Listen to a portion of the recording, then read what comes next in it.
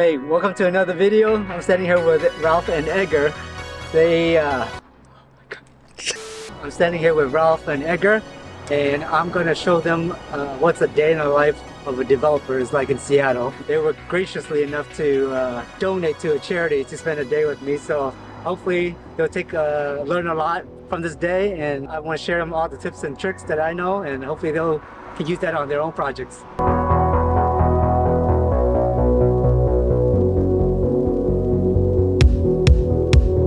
Because this building is already permitted for like 96 units, but the owner of the building is holding off the plans to build it because it's just construction is too much. So hopefully, I don't know, maybe we'll eventually buy this building and develop it, but gotta raise serious cash.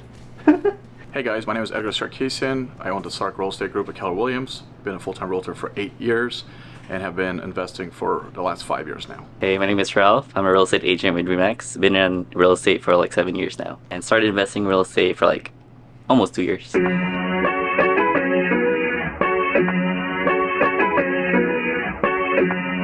This first lot that I'm buying, I'm under contract to buy. Okay. And then I'll explain to you about, I guess, how I do feasibility and how I come up with, how I analyze it, how I come up with the numbers and why I choose to buy it, why I think it's a good deal, why I think this is a great location here. You thought I was bluffing where you at. I came here for vengeance, watch your back. No need to defend, I'm on attack. Sorry, they can't It's like at the corner. Not in the way, right? I know it, but there's like an alley. No, It's an alley. it's a driveway. Oh, it's a driveway, okay. I need your drone, bro. Okay. To see how high it is? No, I think the view of Puget Sound is that way. Okay. When I initially took a look at this, I was like, oh, I can save this house, turn it into the dadu because it's only 1,000 square foot above. I haven't seen the inside of the house, so I wouldn't know. But I think there's a basement.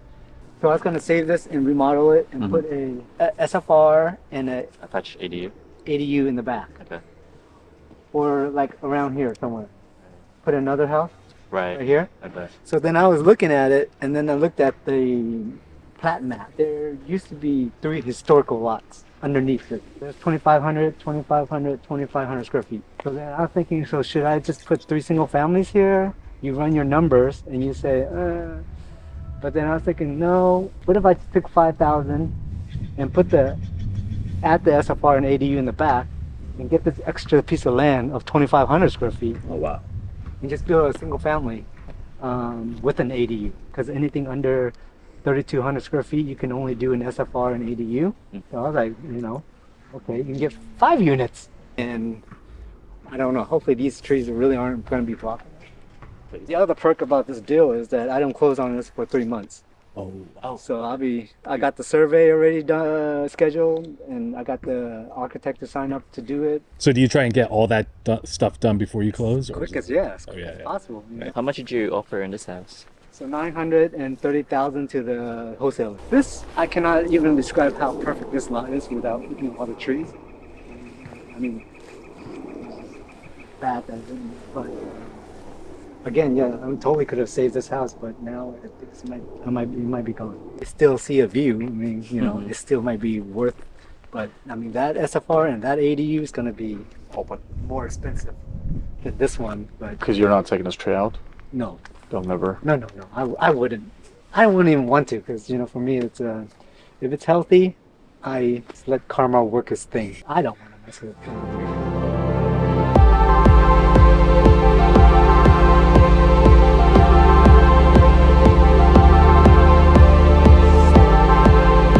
He was one of my investors, and he owned this rental, this little house like that. He was like, well, Jimmy, I can sell it to you. And I'm like, well, how about you joint venture with me, and so that I don't have to bring in the capital when I get the construction loan. Right. And I also was able to work on the building permits while he was renting this out. Right. Sometimes you give up the equity for that kind of like not having to bring in a lot of cash and just being able to work on the permits, right? Right. The agreed sale price, or the agreed price that I would give him, was $650 for the land, and then everything else we'll split it with some equity, right, between us. They piss in the bottles that were on the side of the Oh, yeah. Yeah, that's true. So what are your thoughts on this property right now, Ralph? It's pretty good. It's amazing how many units you can build in a lot. So this is like a single family house, attached ADU and a dadu. Plus you have a very beautiful view also of downtown. Great design also. Yeah, so my biggest reason to being able to do this opportunity was, of course, for a good cause. Anytime we're in a position to donate and affect other people's lives in a positive way, I'm all for it. And, get to hang out with Jimmy, a goat of dadus, and the timing right now was just perfect, where we were in a position financially to do that, and then yet go learn as we're kind of branching into the dadu world with our investors and personally. And then seeing Ralph bid with me, knowing him from just the industry, but not really ever having the opportunity to hang out, was just an extra triple bonus. So it was a no-brainer. In a quarter, 750. Because so if you see it back there, so there's 2-car garage. Dadu. It's just like parking pod in here. Yeah, it will be like in between the. See over there? Yeah. In between. In between. Yes. Yeah. So you see that garage? Uh-huh. Yeah. So basically, we were like, Oh. I mean, I don't even think they got a permit to get that, to put that there. Oh yeah, they're not happy, but I mean, there is allowed by the city for us to do this, right? I mean, it's not like we said, hey, we're gonna just throw a dadu here, but So this is the end of the alley then. yeah. This Is actually not a public alley, but I think it's an easement for these 3 houses to Here in the alley. yeah. Or the street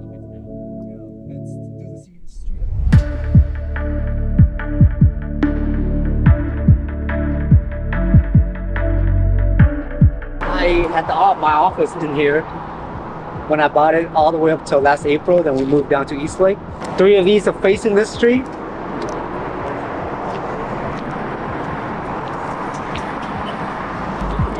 Cafe, a restaurant.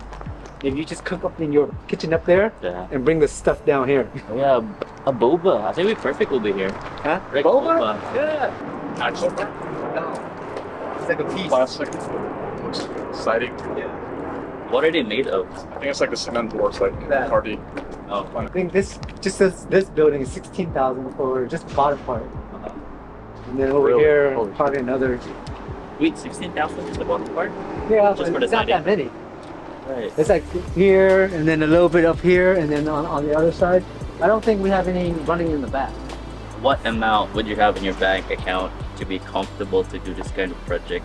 Considering construction loan, 10% interest rate, long project. To be comfortable, Yeah. I mean, just enough reserve, right? Yeah. The money that goes out for this project is probably around 200 to 500,000 a month. It's from all the trade that happens. So if you want to be comfortable and not stress at night, I would say at least 500,000 in reserves. 500,000 reserves. At least, because you also have the draws from the bank, Yeah. from the lender to help pay for all this. And then I also have interest reserve in the loan. The monthly interest doesn't come out of my pocket; it comes out of the loan. But of course, the more coming out of your pocket, the more you'll save from interest, right? But again, when you're doing this type of project and then 6 to 8 other different projects, it's just Yeah. do you want to scale or do you want to just take it nice and slow? I mean, be ADA compliant down here. So, they're able to get the wheelchair in there. Okay, yeah. Your bathroom, your powder room is going to be wide enough for the wheelchair. Right. Because this is commercially zoned. Yeah. And then we'll have fire sprinklers throughout each unit. So over here we did hardwood floors on the first floor, but on the next 7 units we're going to do polished concrete as the floor. So we're going to test that out.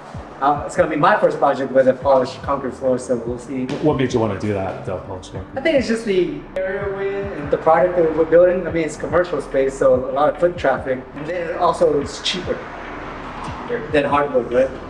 Or LVP. And so we're going to test that out and see if that's true.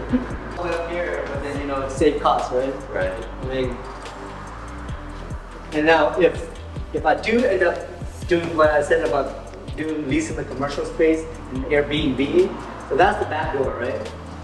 Now technically I could put another wall here, so that they can put another door, or maybe a wall here actually, because they need to use the restroom.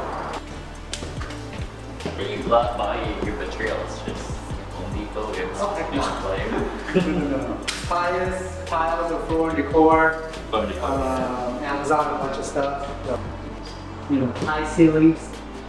All this extra added cabinets. You know, sometimes it's like has more cabinets than a daddy. It's crazy. What do you think so far, Edgar? What are your thoughts about this place? It's pretty cool. I mean, like you were saying, for multi-use with the commercial side, this would be a perfect place if somebody wants to run a business downstairs while living upstairs. They just figure out what kind of business. It's the master. See the master? Yeah, that's the master bath. We usually do, but this is machine, right?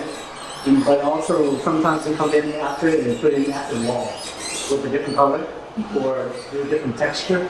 Like texture as in like, you know, some moldings or some design. To give it a little bit of Uniqueness, I guess. Shit, I don't know, that's crazy, right? Like sometimes you no place to put a water heater, I guess. You gotta put it here in the closet. So why not a tankless, you think? I don't think we're running gas here. Tankless only gas, no electric tank? There is electric, but I think those are usually on the outside of the unit. Oh, you probably don't want to hear it. No. Yeah, so initially when I bought this site, I was gonna do commercial and an apartment.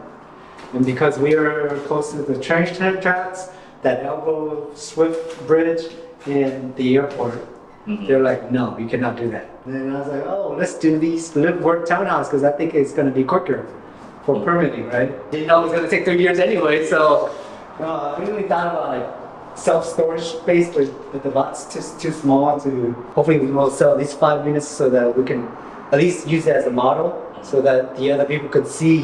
You know, the buyers are always visual, right? So they always need to see the end product before they want to commit to a pre-sale. Yeah. You know, so hopefully these will sell and the other prospective buyers can see, and then I can pre-sell those. Well, this will help the values for the other ones, right? Yeah. Because this selection is the nice ones. But we're on commercial zoning, NC 55, so we can go up 55 feet. So I don't know if the architect decided to just like make this 14 feet, and the other ones, you know, just as long as we stay under 55 feet. I'm sure this could have been lower. Build some sellers, they try to sell the lot, like the parking lot separately, like 20,000. I mean, you could do that, right? And you'd be like, well, if you don't, I'm gonna leave it for the guests, like guest parking, right? But I mean, come on. You're not in that type of market environment. You're lucky you get in an offer right now, okay? Time, what is my ideal site? This would have to be it. The ideal site. So wide, right? Wide, yeah. You know, each of this looks like their own house, right? Oh, yeah. So what is that? That's a closet.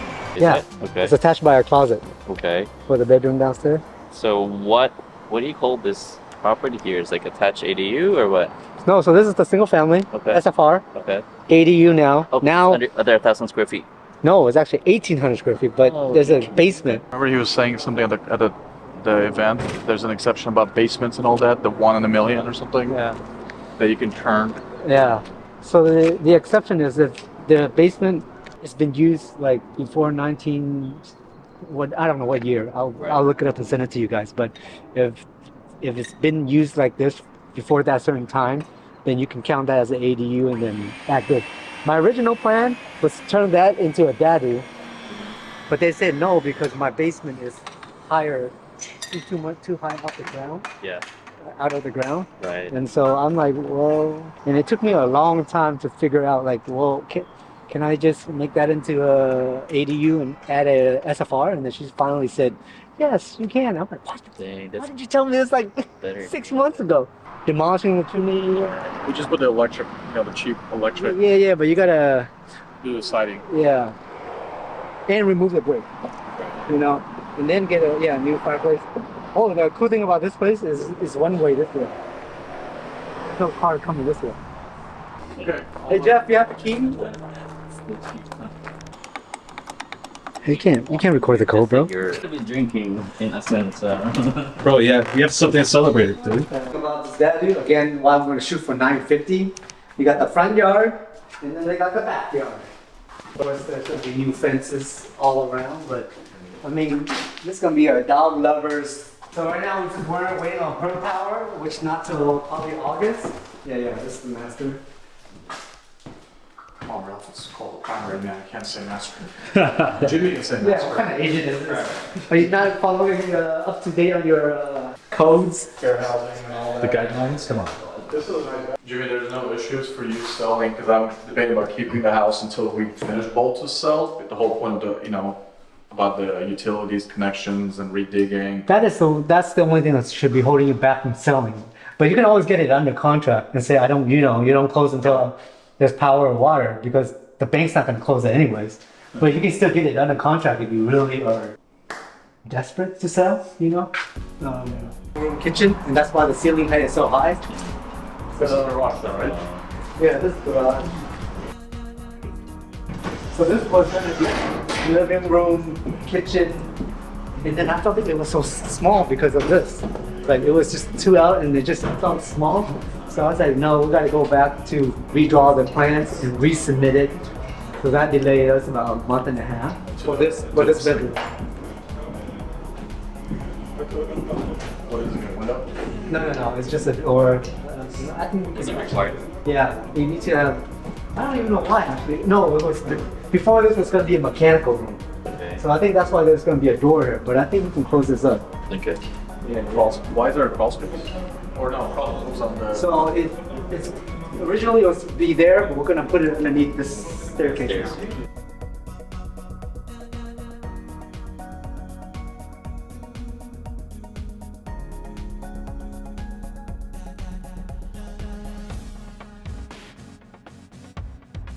As you get higher up in your elevation, it gets hotter and hotter.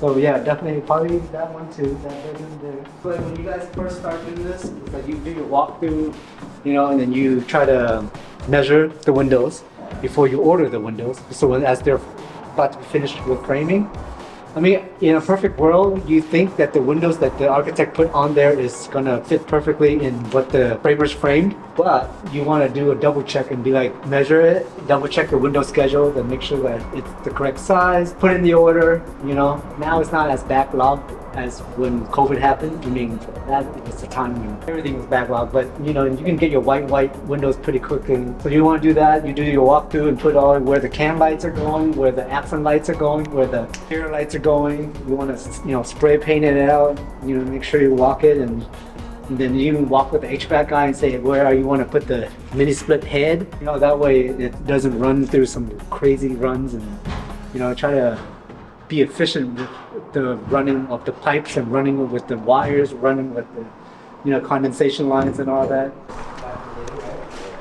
Put a big beam here, and basically we're just ready, except we're just waiting for power. But even though there's only 2 up here and 1 downstairs, but man, you can fit probably a family of 7. It still feels like a single family house.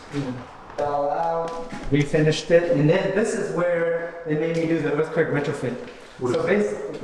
So I mean, I didn't even know that was because of the SFR and dadu, and they somehow think that I was going to touch this house because I'm attaching it. They're like, oh, you have a basement, so you're going to have to open this all up and like attach anchors from the stud to the foundation.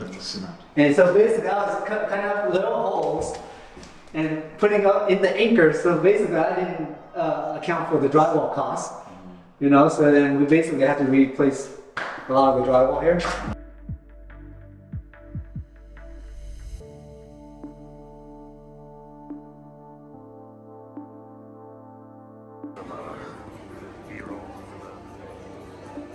For the tube.